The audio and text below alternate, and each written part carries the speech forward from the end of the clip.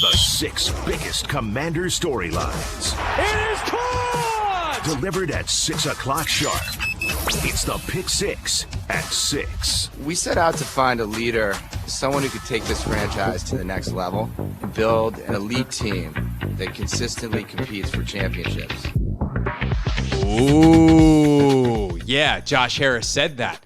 Consistently competes for championships. That leader, of course, is Adam Peters, who was introduced today. It's the new general manager of the Washington Commanders. Here is our 6 biggest takeaways, the 6 most important things said between Harris and Peters. Number 1, most important thing. He was asked, hey, man, you got a lot of money in free agency. You got the number 2 draft pick. How are you, Adam Peters, going to build this team? I find this a very similar situation from when we got to San Francisco in 2017. A lot of great similarities, so I have a lot to lean on from that experience, both things we did well and things we didn't. But ultimately, we were going to build through the draft here and supplement through free agency. We're going to be very process-driven and diligent in who we select in free agency, but we're going to build through the draft here. He was not specific about a lot of stuff today. That was about as specific and pointed of an answer as Adam Peters gave. You have to build through the draft in the NFL, and part of that is the salary cap. Like, you build through the draft, you retain players who are key cornerstones of your culture over the years. Those are the guys you spend money on. That's where your cap space goes. And you continue to supplement with cheap guys because there's a rookie salary scale. And that is the way to build a winning football team. It is the way almost every single one of these playoff teams is built. And you can be at different places with different positions. Like, your quarterback might be the guy on the rookie deal. Your star left tackle might be the rookie deal. You might, be paying those guys and have a lot of young skill position players, a la what's going on in Kansas City, where they pay the quarterback and, the key tight end, but all the receivers are young guys. Like, you're going to have to get production from young guys at some point that you draft, which means you got to build through it. And that is just, there's no other way around it in the league. It also is the way you're going to find a good quarterback, because when teams find a good quarterback, they do not let them go. Very rarely do you get the Baker Mayfields of the world who become available and then go star on a second, or in his case, 4th team after playing in Carolina and LA last year following his stint with the Browns. But even then, no one has Tampa as a favorite for this thing, and no one I think that they're going to win a Super Bowl in Tampa with Baker Mayfield at quarterback, even if he could get them to the playoffs with some level of consistency.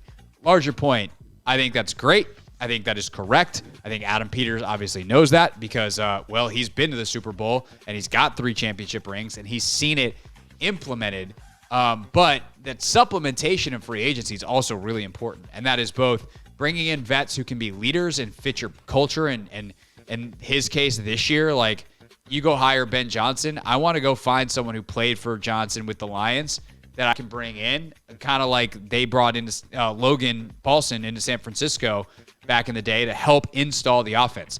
They didn't bring Logan Paulson in to be their number 1 tight end.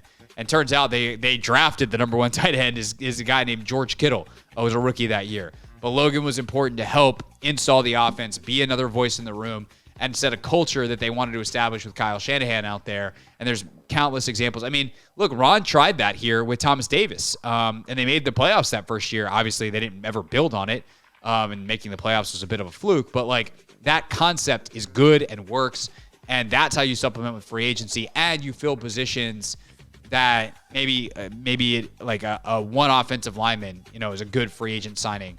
That kind of thing you spend money on. But largely, you're going to acquire your skill position guys through the draft, and that is the way to go for sure.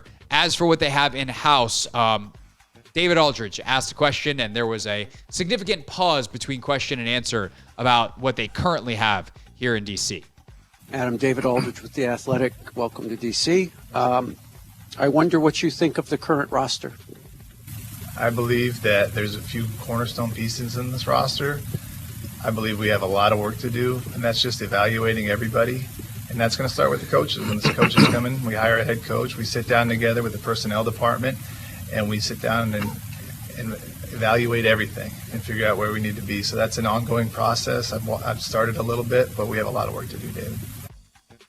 Yeah, they do. Because outside of Deron Payne, there's no guarantees that anyone will be here. And Payne is pretty much guaranteed because of the contract. Next year, he could be gone for sure. But if they were to move on for him, including a trade this year, the amount of dead money would be silly. Like, if someone wants to give you 3 first-rounders, you can eat that dead money all day, but you're not getting 3 first-rounders for Daron Payne.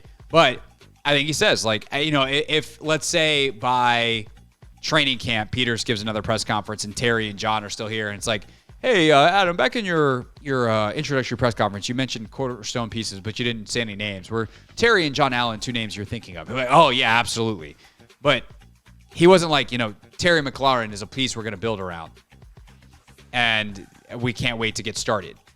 Because then if he gets an offer and he wants to trade Terry, or he has a conversation with Terry and he's like, look, man, this might be 2-3 years. Like, would you rather go somewhere else? And Terry's like, hey, if you find a spot for me, like don't be afraid to shop me, or whatever that conversation is, then, you don't want to have to eat crow in a couple of months. And that's the kind of things that coaches and executives have done here in the past. And it's really impossible to know who you want and what you want to do with them when you don't have a coach yet. Because what if they hire a coach who's firm 3-4 guy? Like, John Allen doesn't really fit that. Like, you're going to make John Allen, with all the money you're paying him, a 3-4 end? No. You trade him. And he's a cornerstone piece because you trade him for more draft picks. And so these are the kind of things, or if you have a coach that's just like, look, McLaurin's nasty, but like, he doesn't really, I'm a timing precision, or I need a big receiver, and he doesn't do it for me. I need a different guy. Then you go trade him. And that's the nature of the league, and that's how good teams operate. So I think it's smart to be like, oh, the cupboard's bare, everyone sucks. You're not going to come out and say that. But by the same token, you don't wind up committing yourself to anybody, because the whole roster's up for evaluation. And he hasn't done that yet. Like, during the season, he's got a job. It's not like he's been sitting around waiting for this one. I'm sure he has. Like, he's been waiting for this moment his whole life. He just got named an NFL general manager. But when he says he hasn't evaluated the roster yet, I tend to believe him. He hasn't even been on the job for a day. He's done more social media work than he has doing a Q&A on the Commander's Instagram page than he has actual GM stuff. That probably starts tomorrow. / interviewing the head coach. I guess that's the stuff he might have done, and those are obviously ongoing. As for hiring that head coach, what is he looking for? I thought this was an interesting answer from Adam Peters, number 3 in our pick 6. I think in any head coach and any leader, it's just leadership. Leadership, great communication, being able to be honest, direct, and upfront, have all those qualities, and they're all intertwined. But those are the main qualities. You have to be very smart. You have to be very driven. There's so many different qualities that make up a great head coach and a great leader. But really, it's just about being a great person, a great human being that people will follow. I think that last part's so great because it explains why being a good person is important. Like, you need a leader. Like, the whole point of leader is, right, you're leading something and some people. So if you're not just out front, the only way you meet the definition of leadership is if people actually follow you. And in football, being on the same page is more important than anything else. If you can get 10 or 11 guys, that's very specifically not 10, if you can get 11 guys executing a plan, you have a better chance of success than having the perfect plan on paper where one guy messes up or one guy doesn't follow. And it doesn't matter whether it's a mistake or whether that's intentional because they're not on the same page and they don't like you or whatever, right? You have to get everyone on the same page. And that starts with your staff and marching everybody to the beat of the same drum, and then getting the players on that, from your vets and your leaders down to your rookies and your new guys. And from 1 to 53, the practice squad guys, like, if everyone is following the mission, then you'll win. It's as long as you have the requisite amount of talent, which is, ultimately Peter's job. So I think prioritizing that leadership and getting everybody on the same page is hugely important. Obviously, those schematics matter, and that is something. And there's also the reality of kind of making sure that whatever the core base of your team is, if you're an offensive football team, that you have continuity. That's why I favor an offensive head coach, and Adam Peters is not going to come out and say that because the leadership is the most important. But being able to, understand that you're building this for a long-term success, I think is also important, and I think will ultimately reflect itself in the process. But we'll see if they meet with all these guys and Mike McDonald is like, look, I know what I want out of an offensive coach, and he's the most compelling leader. And and they ask him like, okay, so let's say you have a great year next year with a number 2 pick that you love, and your OC gets poached somewhere else. How are you going to replace him? And he's got a good answer for that. They'll hire Mike McDonald. That's what it means to be process driven. That's what it means to have all this stuff in place and to have clarity in your vision. And I think that's something that obviously they'll be looking for in the next head coach, which is also proven, by the way, number 4 in our pick 6, by Josh Harris's answer to that exact same question. Both of us are, in essence, come from the model that we're stewards for the city and that we're on a mission to deliver success to Washington. And so obviously, hiring a coach that is on the mission with us, that is all in, that himself or herself can attract the best people, all of those things, and then hold them accountable, and obviously ultimately comes with a certain amount of IQ, football intelligence. I think IQ matters. I think it matters increasingly. So I think that all of those things will be important, but ultimately a partner, where the 3 of us can be aligned and, work for the city on behalf of the city to win. I think the first part is great, right? Hey, are you willing to give something that's bigger than yourself? Are you willing to dive in at that level? Versus a lot of people that have been here. Philip said this when he was on with us at 5:00. You missed that. Check the podcast. But like a lot of people in the last 15 years, especially, have been here for a paycheck. And like, no. Like, I'm here for DC. I'm here for the city. I think it's cool and important and shows a level of dedication. On the same way that you ask draft prospects, like, hey, do you love football? Because it tells me how much you're going to work for this. But I think the end part is actually the most interesting to me with what Harris said there about intelligence and IQ. Knowledge is knowing a bunch of stuff. Like, it's memorization, right? I know all this stuff. Intelligence is knowing what questions to ask. So if you don't know what questions to ask, it doesn't matter how much you know because you don't actually know how to apply any of that knowledge. You're book smart, not street smart, to use a different set of language here. And I think sitting down with these candidates and finding out who's street smart is the most important thing, because you then understand who can solve problems, such as my coordinator just got poached to somewhere else. I know where to go to find a new one. I know what I'm looking for, and I have the wherewithal to interview candidates and actually nail the hire, just like I did with the guy who just left. And that's going to be like the question that Nick Sirianni is getting asked today in Philadelphia. It's like, where did you go wrong with Sean Desai and Matt Patricia? What happened there? Why did, Brian Johnson seem like the right guy? Why didn't it work? Why didn't you step in and do more as an offensive head coach? Like, these are the questions that Nick Sirianni is going to have to answer, and he better have a high IQ answer for it. Otherwise, he's not going to have a job by the end of the day or tomorrow, whenever he meets with Howie Roseman and Jeffrey Lurie. Mike McCarthy is going to have to answer. He answered, I think, pretty well all season long. Hey, I was right to want to move on from Kellen Moore, who everyone thought super highly of, and hire Brian Schottenheimer and take over the play calling myself. But why doesn't it work in the playoffs? Like, you have to have an answer. You have to be able to problem solve. And that's leadership and problem solving, to me, are like the 2 biggest things you can have in a head coach style position, because you can try to find some of the technical acumen in the position coaches, in the coordinators who really get into that nitty gritty. But it also then comes down to being that good person, that networker that has a huge collection of people that you can pull from that will want to come work for you and do the work and put in the time. So it all kind of comes together.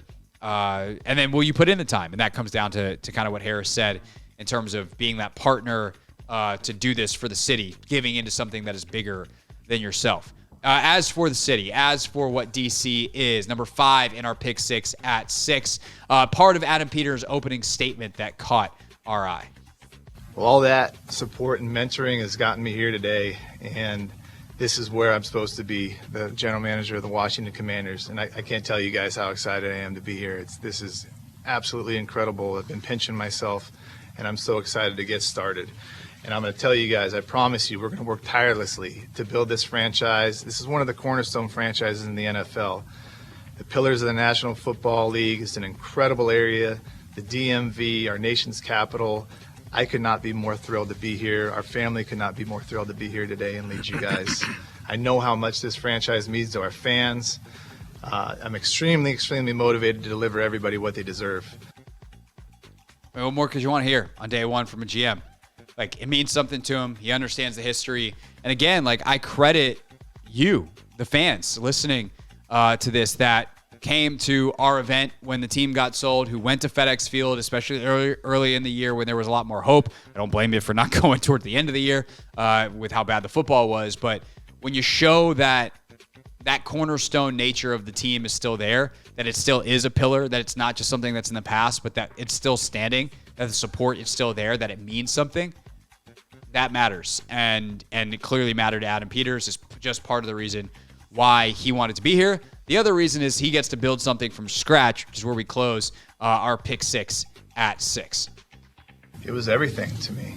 This opportunity with this ownership group in this place, I can't tell you how much that meant to me and our family. And that's why when this came about and I got to meet with everybody, right away I was all in. I probably wasn't a very good negotiator, but I told them I was all in. And that made it easy for me to pass up other opportunities, which were great opportunities as well. But this was the best opportunity in my mind in the NFL. Don't worry, Josh Harris did say he's a good negotiator, so you can thank Peter's agent, but considering he'll be the one negotiating contracts, I hope he's a good negotiator. But also much harder to negotiate for yourself than it is for other people. That's kind of beside the point. The point is, we told you, right? Like, we did the exercise of, like, what actually matters to people there. You know, and everyone's like, Justin Herbert. And I'm like, everything else about the Chargers sucks. And look, if you're Jim Harbaugh and really what you need is a quarterback, then maybe you go there and you win a Super Bowl and you can overcome it because you're you. You've built up equity. You're a force of nature, and you know you're probably going to piss everyone off and be out of there in 5 years anyway. Can you get a Super Bowl before you go? But if you are a GM or a young coach that wants to be somewhere for a long time, this is the best job on the market. There is a blank slate. You get to build it from scratch. You have the resource, because it's not just like, oh, hey, here's a lot, and by the way, you have no money to build a house on. It's like, hey, here's the maximum amount of money that you're possibly allowed to have. You got more money than anyone else, and you got a great slab of land. Have fun. What more could you want as a builder? And that's what a GM is. And some head coaches see themselves that way as well. And that third rung to this, the third leg of the stool, if you will, between Harris and ownership, Peters and the front office, and then whoever they hire as head coach is going to have a lot of work to do. Building is hard, but they have every opportunity to do it right. And if you do it right, obviously the level of success and the fame and the fortune and everything that's going to come with it, if you do it here, is almost unmatched anywhere else in the NFL. That is our pick 6. The 6 most interesting things said at today's introductory press conference for new Commanders general manager Adam Peters. This is the Hoffman Show on the Team 980 and the Odyssey app.